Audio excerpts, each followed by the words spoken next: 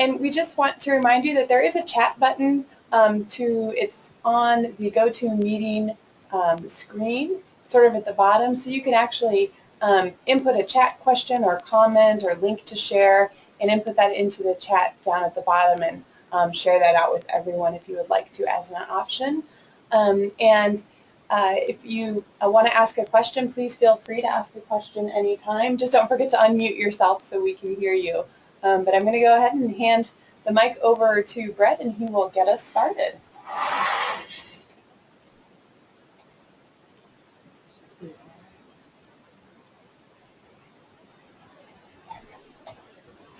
Okay, hi everybody. Like I said, my name is Brett Carter. I'm from the Measurement and Accountability division here at OPI, and I do a lot of work with college going and remediation rates for our graduates. So the work that I do originates with the K-20 statewide longitudinal data system project. It's a grant that we got from the Department of Ed a few years ago. It does run through June 30th of this year. And basically what the grant did was, for our longitudinal data system, created a linkage between the Office of Public Instruction and the Office of the Commissioner of Higher Education in Montana, so that we could follow students longitudinally from high school into college to really look at what high school factors were associated with college readiness. So it also created an Interagency Data Governance Council, which consists of members of OPI, the Montana University System, and then a bunch of districts and schools across the state. And the thing that this Data Governance Council was charged with was really establishing the systems to manage, link, and analyze the K-20 data that was coming out of this linkage that we were making with the Office of the Commissioner of Higher Education. So there are two different data domains for this data project. One is to receive electronic transcript data from the high schools across the state. A few years ago, the Board of Public Education in Montana created a standard transcript that had all data elements that should be included on the transcript for all high schools.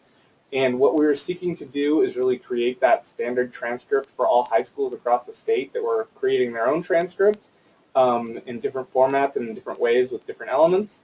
And so we wanted to really standardize that, and one of the things that that does is bring in that transcript data into our system so that we can see what grades students are getting in high school, what classes they are taking.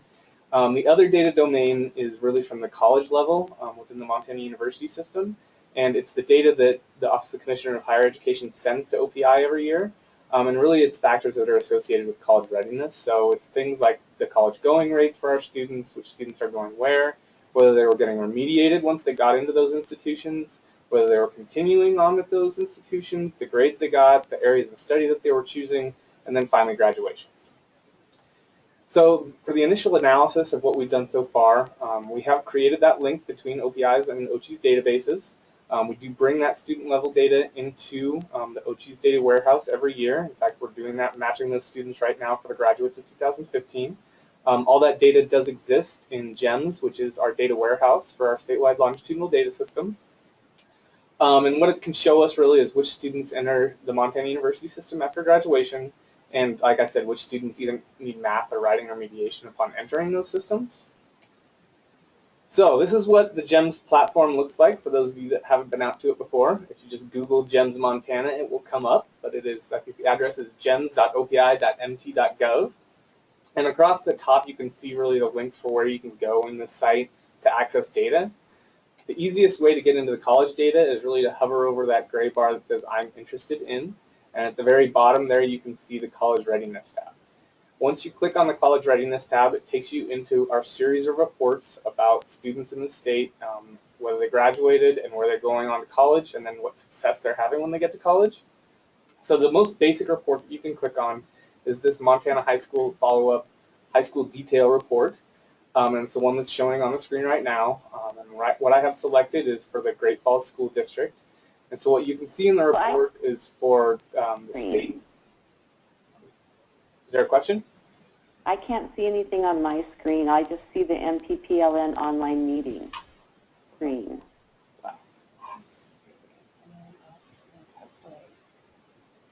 Oh, Shelly. Okay, let's look. Michelle, are you seeing anything on your screen? I can see your PowerPoint that you're running through. Yeah. Yep. So Shelley, I'm not sure I don't know what I can do on this end. I will tell you, Shelley, that we are recording this, so I will be able to email you a link so that you'll be able to see the recording of it, and then you'll be able to see these slides. Okay. Sorry about that. All right, thanks. Okay, thanks for letting us know.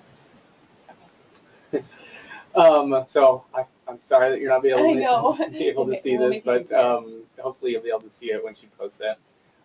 Anyway, what you should be able to see is this high school follow-up report, which basically provides feedback back to the high schools on what their students are doing once they get to college. So you can see for the state totals, that gray bar across the top of it, there were about 10,000 graduates in the year of 2010 or 2011, 2012. Of those, the capture rate is the next set of columns, and you have the count, which is the number of students that entered into the Montana University system after high school, and then you can see the remediation count and rate for those students as well. And going down in the rows below that, first you can see what the county totals are for those things, then the district, then the high schools that are in that district. So you can run this report. It is public for any of the high schools across the state. To get any of this information. And then you can see on top there are a bunch of different disaggregations that you can do. So you can look at the enrollment period that they entered the college, their race and ethnicity, whether they're economically disadvantaged or not, a whole bunch of different disaggregations. And actually you can see that the county, the district, and the school are all hyperlinks. So they're blue in color to indicate they're hyperlinks. And if you just click on one of those hyperlinks, it will automatically disaggregate any of those things for you. But this is just the most basic report, and below that you can see a bunch of different reports. The next one down allows you to split out whether the students entered math or writing remediation once they got to college.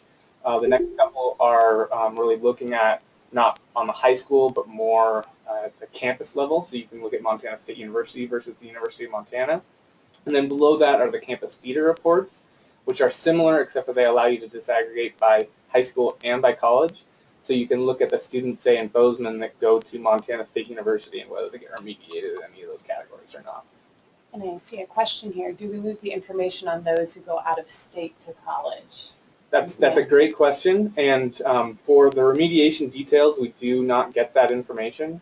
But you can see at the very bottom on the left-hand side of these reports, it says National Student Clearinghouse. And so for the National Student Clearinghouse, they send us a report back each year of where our students go countrywide. So across the U.S., we know where they're going. They don't have the level of details in terms of whether the students are taking remedial classes or any of that class-taking information that we get from the Montana University system, but there is a series of reports that reports out on that as well, and for each high school.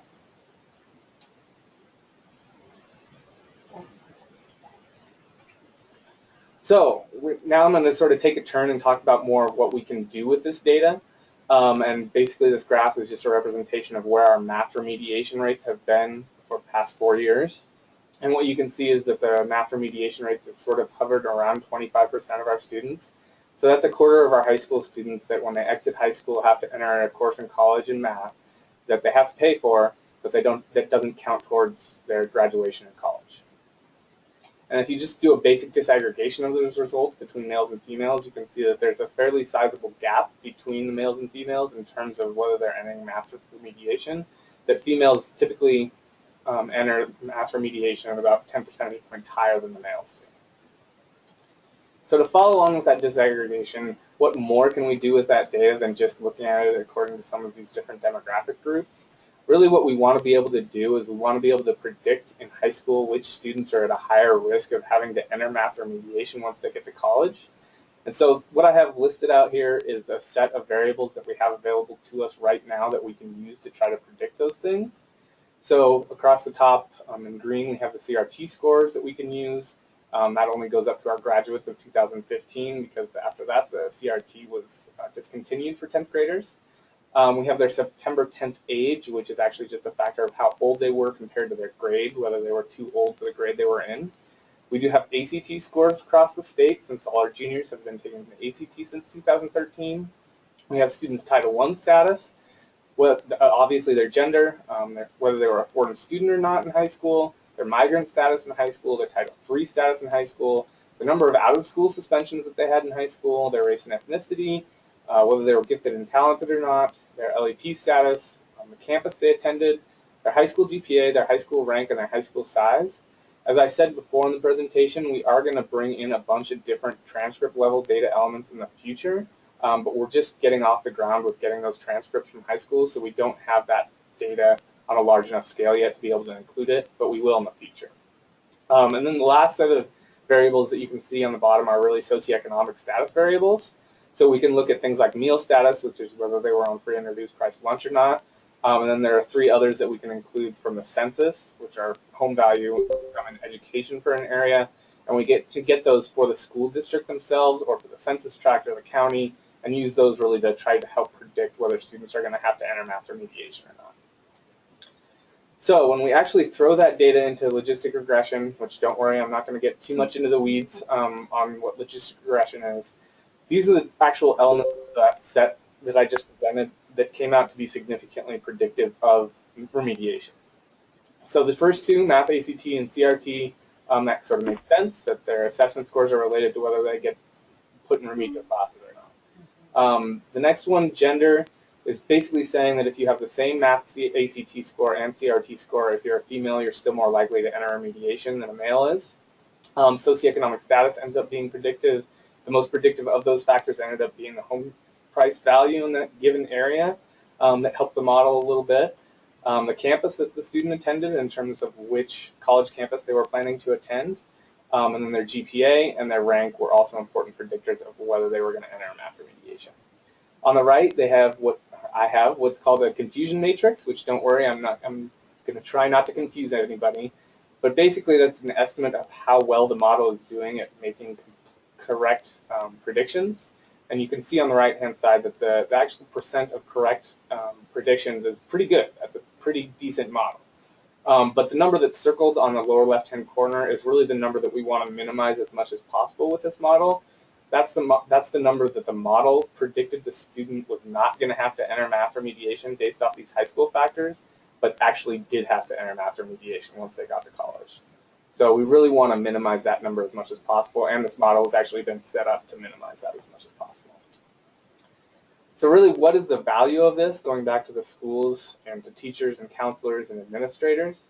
What we're going to be able to do with this data is provide a feedback report to high schools with individual student level data attached to it that is going to have a percentage of the student having to enter math remediation at varying grades in high school, so that you'll be able to track over time whether the student went from, say, having a 50% chance as a junior to having an 80% chance as a senior. We're going to be able to look at those percentages, and hopefully the schools will be able to use that information to then go into the high schools and intervene at an earlier state and say, hey, maybe you need to take another math class. This is what your risk is if you want to go to college of having to enter one of those classes you're going to have to pay for but not get credit for. So that's my spiel on that. Thanks, Brett. I really like the idea of the longitudinal data of following students from when they enter high school and really having a tool that kind of tracks that bigger picture for them. I think that's going to be really key for administrators, teachers, students, parents, families, for everybody. So, and with that said, I know that Brett said they would be also, they're tracking writing remediation needs in college. And so with that in mind, we know that there is a need for enhanced writing instruction, integration of writing across all subject areas, and in order to address that at the state, we have some great programs going on for teachers here. And the first one is the WELL, Writing Education for Learners and Leaders. And this is a teacher leadership program that starts with a WELL Workshop Writing Academy, a full day of training. And at that academy, teachers will dive deep into the writing core standards, the Montana Writing Core Standards, to get a really in-depth look at the standards, at what they say, and how they actually integrate with writing standards and how we can integrate those in other subject areas as well. And at this full-day training, the teachers create a leadership plan. And once they create the leadership plan, we then set up times for online cohort meetings where the teachers that they've gone to this workshop with, we meet together once a month, maybe every 6 weeks, and talk about their leadership plan, how it's going, how the writing instruction is going in their classroom, what they're doing that is working, maybe some issues that they had that they might want some brainstorming solutions. And then we continue those cohorts into the next school year. So we have some cohorts going on right now. We just finished one in Glendive, and there will be one on March the 19th in Brockton, April the 9th in Lewistown, and in April the 30th in Shelby. So we're trying to spread around the state and get teachers involved in this leadership program that will then continue through next year and beyond. There's a real push for the teacher-led professional development and encouraging teachers to be leaders. Teachers and administrators, they know teachers are the ones who can identify what professional learning needs they have for their schools, for their districts, for their areas.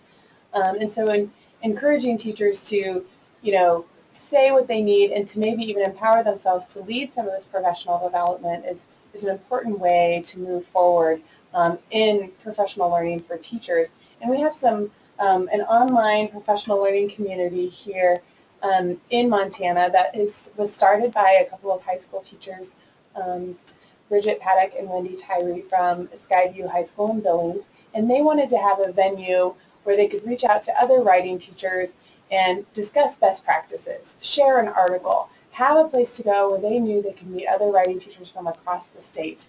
And it's been very successful so far. There have been teachers from Great Falls and from Billings and from across the state, and so we're really encouraging teachers to join in on this as well as their own professional learning community. And it meets the second Wednesday of each month at 3:45. I just talked about the WELL Education for Learners and Leaders program that were started in those workshops. And we've also identified a WELL Leadership Summit team, which is a group of leaders that meet probably about twice a year. And we identify English language arts needs across the state, and this is where the WELL project sort of grew out of. They said, hey, we have a lot of writing teachers that live and work in rural areas, and they don't have another teacher down the hall to bounce ideas off of. What can we do to support those teachers that work in more isolated areas? And the WELL Education for Learners and Leaders project, the Teacher Leader Academy, came out of this summit team, as well as the idea for the online PLC. There are also 3 different Montana writing projects.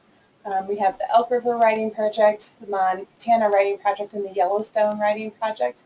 And all of them have summer institutes planned for this summer. And so it's important for those teachers who want to enhance their writing practice to look into these writing project programs because they're wonderful, again, leadership programs within their own right.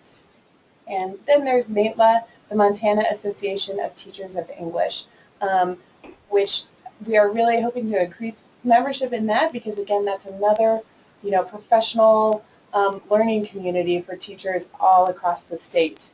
And they do provide a lot of support at MEA MFT, and they're trying to host a workshop this summer, and so that's just another resource for English and writing teachers in the state. Here's a map of where we're trying to reach, and you can see we're really getting out there.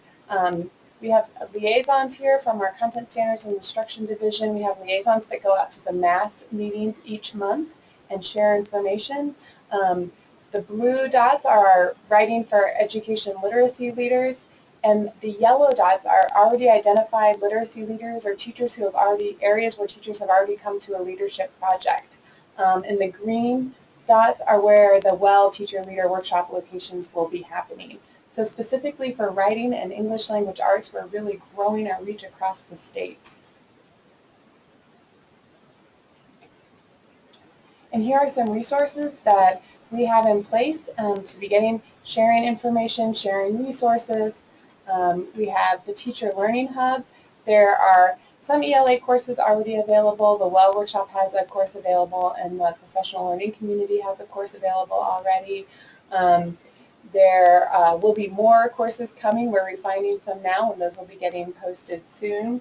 But the Teacher Learning Hub is an excellent resource.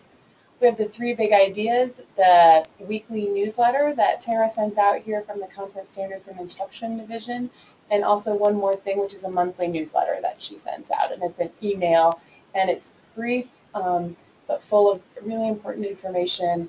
And so that's, if you haven't subscribed to that, that would be a great way to keep in communication with what's going on around the states. I also have an English Language Arts monthly newsletter that I'm getting ready to kick off, so several of you probably are on the listserv for that, and will be receiving that in your email inboxes very soon. We also have the High Quality Professional Learning Evaluation. It was created by a High Quality Professional Learning Evaluation Task Force, and this task force got together to identify what makes professional learning high quality, and they based it on content, active learning, and coherence. And so that what we want to make sure is that any professional learning that we have on the hub, face-to-face workshops, seminars, conferences, that teachers know that what they're getting is high quality. And there is, you can see the link on there, there is an electronic form for an evaluation that teachers can take at the end of a workshop or at the end of, we have it also an evaluation posted on the hub. And this is a way that we are starting to identify high quality professional learning across the state, so that when we send teachers out to say, okay, go to this workshop, we know it's high quality, we know it's going to be great for them. And for more information, you can see that link there. Again, this will be on the recording, and you'll be able to capture this link. Any questions? All right, well, I'm going to pass it back to Brett for the next section. Well, I'm back, everybody. So I'm going to talk to you today about a new report that we have out in GEMS, which I sort of showed you before, but this one has to do with FAFSA completion for our juniors and seniors. So about a year and a half ago, the Office of the Commissioner of Higher Education approached us because they were in some working groups that wanted to make sure that teachers and counselors had access to which students had verifiably completed the FAFSA according to the U.S. Department of Education. The Department of Ed sends that data down to the Office of the Commissioner of Higher Education every year. And so what we did is we developed a data sharing agreement with OCHE to have them then pass that data down to us so that we could develop a report that schools would already be familiar with the format through our GEMS system. And so what we've been doing for the past 2 years is providing this report out to schools so that they can see where their students are at with FAFSA completion. So what I'm going to go forward with first is to talk about really how you get access to this completion report. It is secure. We heavily emphasize the secure part of that. There is a secure part of GEMS that you have to go through, and to get into that part of the website, you need to fill out some paperwork. And so if you hover over that Contact Us link, 2 things come up. One of them is contact information, and the other one is a data and info request. If you click on that Contact Us information, it will take you to the next screen, which at the very bottom of it, it says for users and OPI employees to request access to the GEMS Secure site, please use this form. And then when you click on that, it brings up this form that you have to fill out with all your pertinent school information.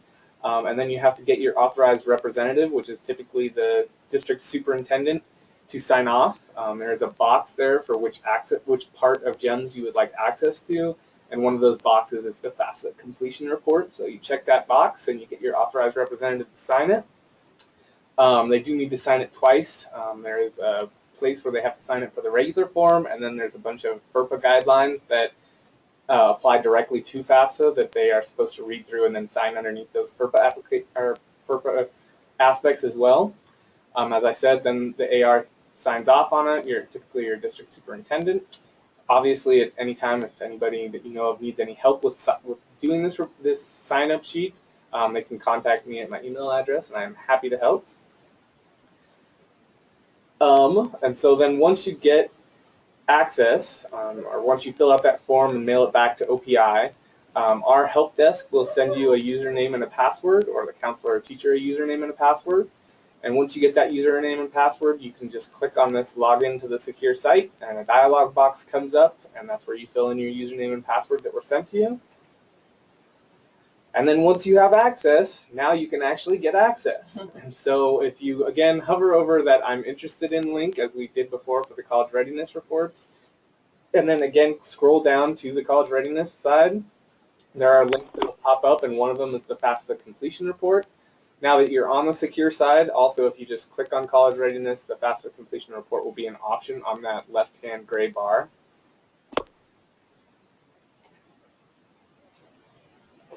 And this is what the report looks like. This is obviously all fake data, so none of this is real, but this is what the report looks like for the early warning system school. So you can, once you're given access, you'll only be allowed to click on your school under the school name, and then you're able to filter it by year, and you can also filter it by completion status. And so what you can see for those students is their student name, their state ID number, the grade they're in, the date that the FAFSA was signed, and the receipt date from the Department of Education in terms of when they received it. The next few things are whether it was completed, and then it's green on that side if it is completed. If it's red and it says that it was started but not completed, it then lists the reasons that it was started and not completed. The most typical reasons that we see this as started and not completed is that things like the Social Security number and birth date do not match what they have on record for the birth date, or the parent's Social Security number does not match what they have on record for the parent's name. A lot of those errors do occur, and so it lists what those errors are, and then it gives you a recommended action for how to fix that error for those students. This is really all aimed at letting counselors know which students have gone in to fill out the FAFSA to get into college or to get funding to go into college, and to let them know which students haven't started and which students are having trouble with completing it. Last year we got a lot of responses from counselors. It was very positive. This year it's been even more. I'm hoping also this year that we're going to be able to run some analysis on the data for the schools that actually used this report to see if it led to more completion and more fixing of the issues that can happen when you're filling out the FAFSA. But this is the report that we put out, and we're hoping that it is helping schools. Questions?